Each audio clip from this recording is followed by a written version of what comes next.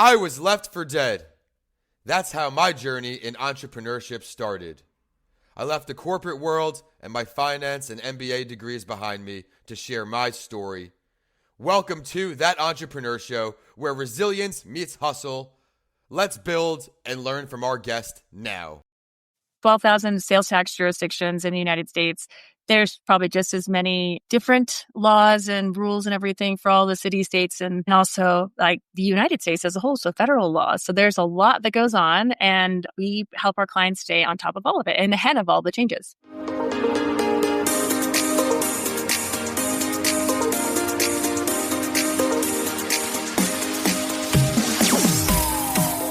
Welcome back to That Entrepreneur Show. Enzo and I had a great chat behind the scenes, streaming in from Colorado, helping all of us entrepreneurs with our accounting needs. But exclusively on the show, we're diving into her HR add-ons to supplement her payroll services. So Enzo, I'm excited to dive in. Thank you for joining us.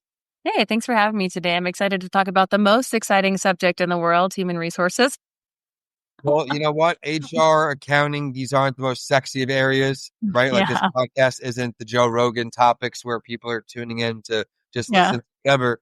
We're targeted here, and you are bringing a lot of value to two areas that, while they may not be appealing, we do need to cover our bases, at least to know the basics or outsource. That's where she's here to help today on That Entrepreneur Show. My name is Vincent A. Lancey.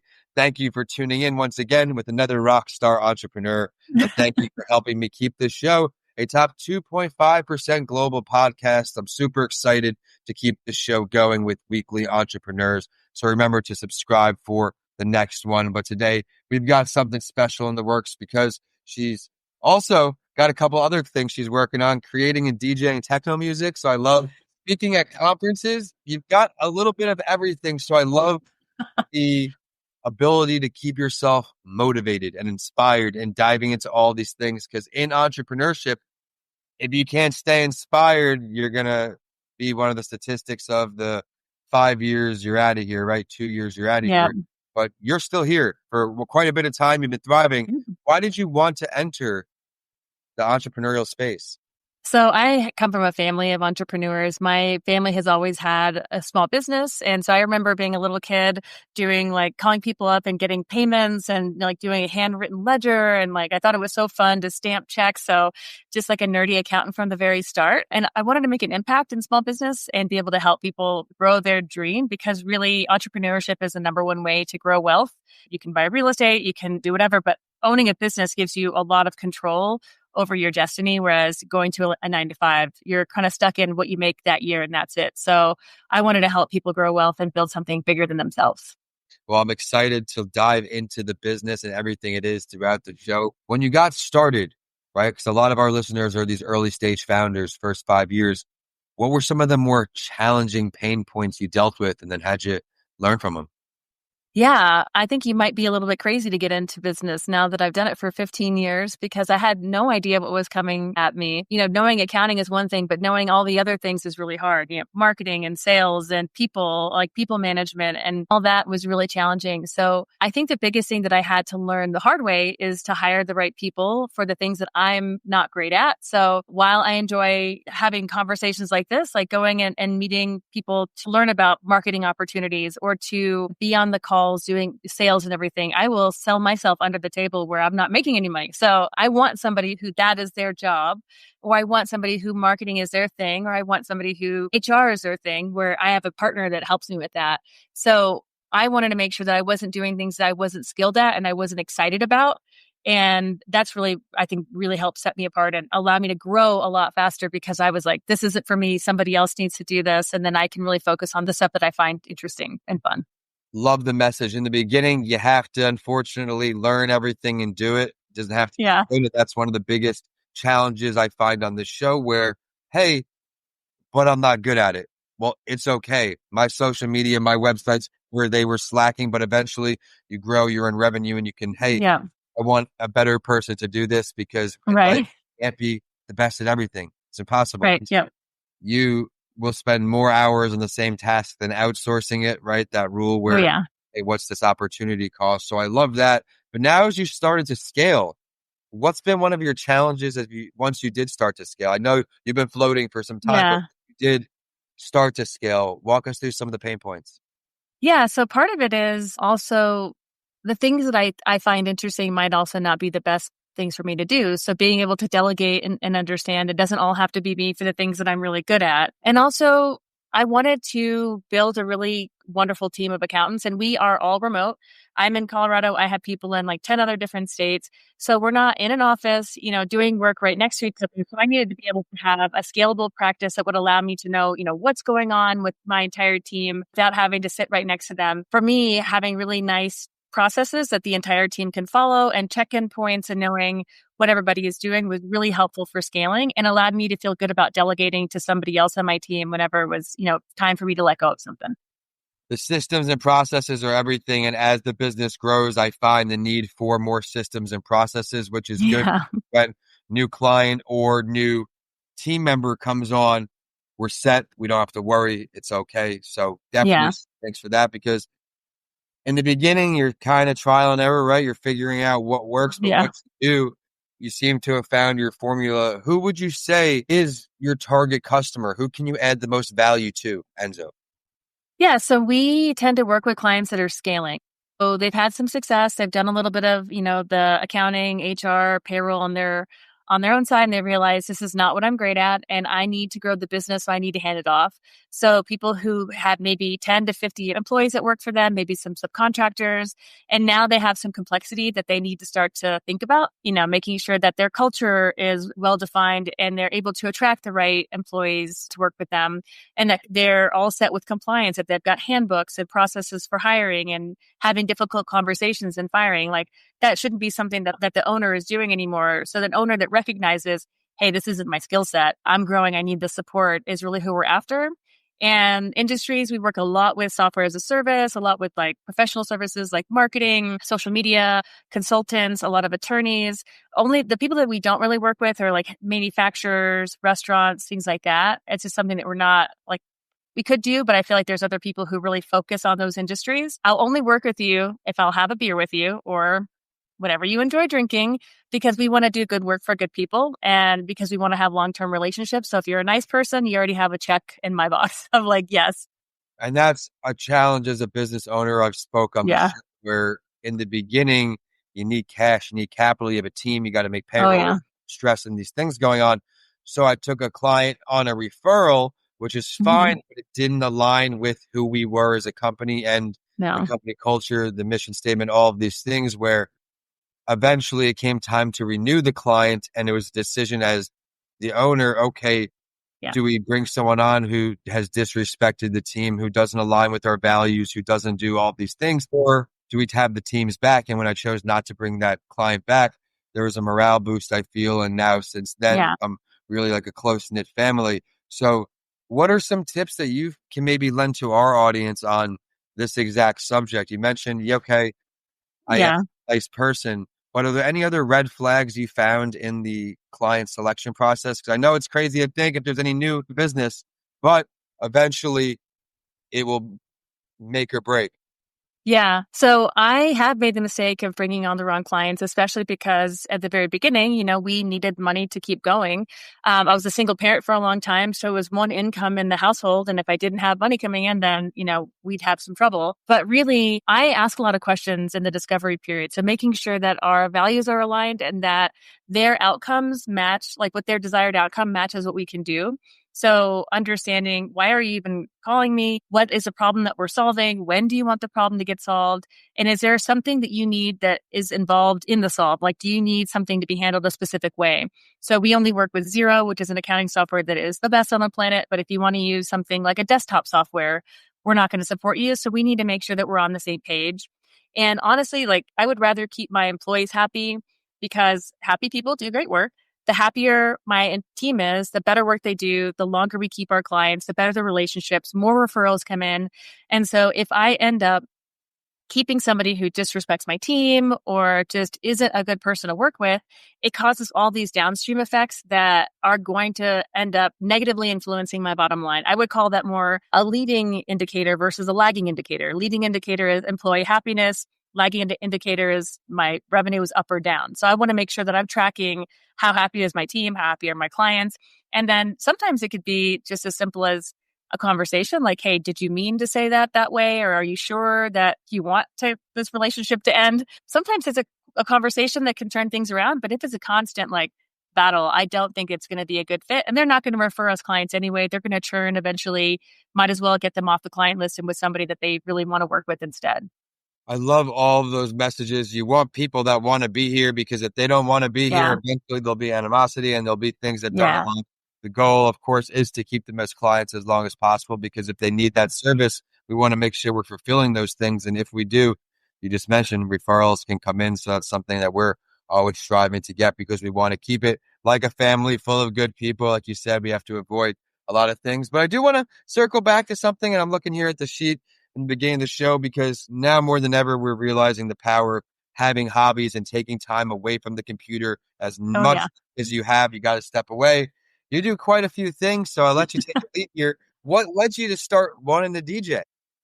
So my husband was doing home DJing on Twitch, by himself for a long time. And then the pandemic happened and we had a lot of extra time. So, whenever pre-pandemic, we used to go see music live a couple nights a week sometimes, because we lived in Denver, like downtown Denver, and there was all kinds of stuff happening. So we just go out dancing, and I really needed that outlet, because otherwise it was just only working.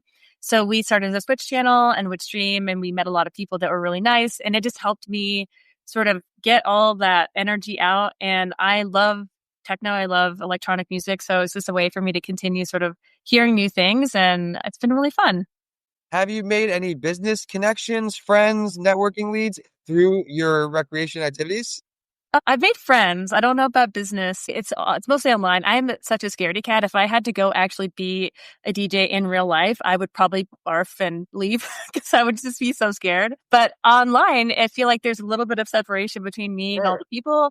We end up just having really fun conversations via chat, and then we end up following each other on social media. So I won't say that it won't eventually happen, but it's just a nice way for me to stay connected with a larger community. And now if I go travel to somewhere like Lisbon, I might hang out with a friend. We have a bunch of people in different parts of Europe. So it would be fun to connect, but I'm not counting on business referrals just yet. It's mostly just for fun. Well, I love how you're able to completely disconnect and separate the two. It's so important having something like that in your life. And I now want to ask, as we're looking towards brighter things, you're already 15 years with your company. What are your goals? Are you looking to get to 20 and exit, or what are we looking at? Gosh, I feel like I would be lost if I wasn't running this business, because it's my favorite thing to do. I'm really excited for our new service offering, which is human resources. I brought another person on the team who is leading that department, and they have like the same amount of experience as I do in HR as I do in accounting. So 15 to 20 years at this point. And they are absolutely fantastic. So I want to expand our service offering, allow people to be not worried about the things that could potentially happen, because laws change all the time.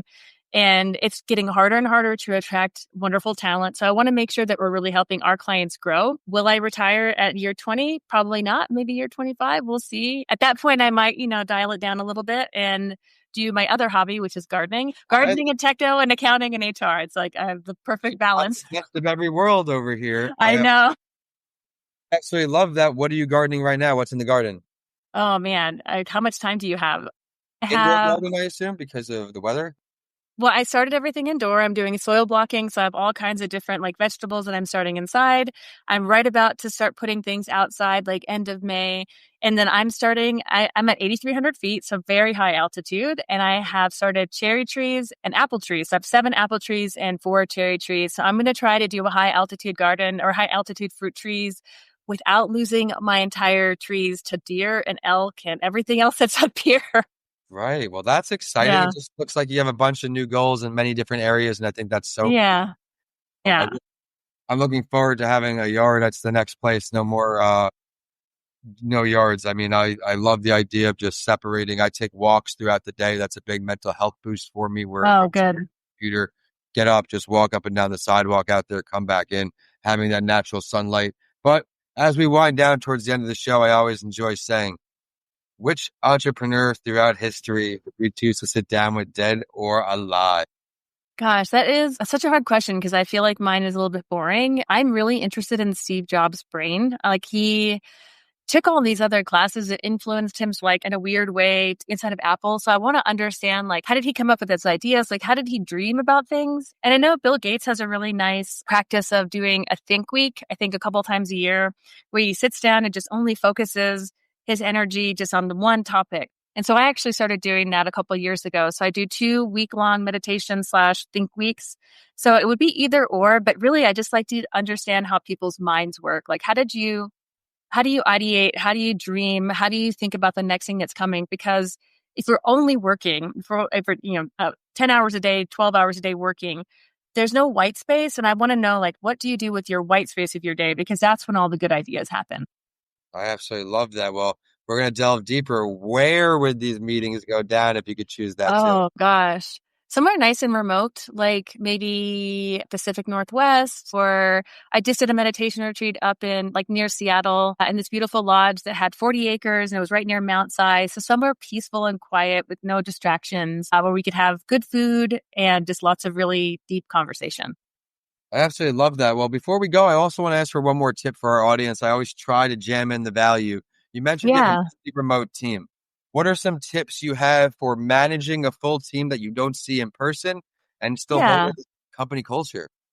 So we have a lot of frequent checkpoints. So our controllers, which are sort of in charge of our client accounting managers, they have frequent checkpoints just seeing like, how are things going?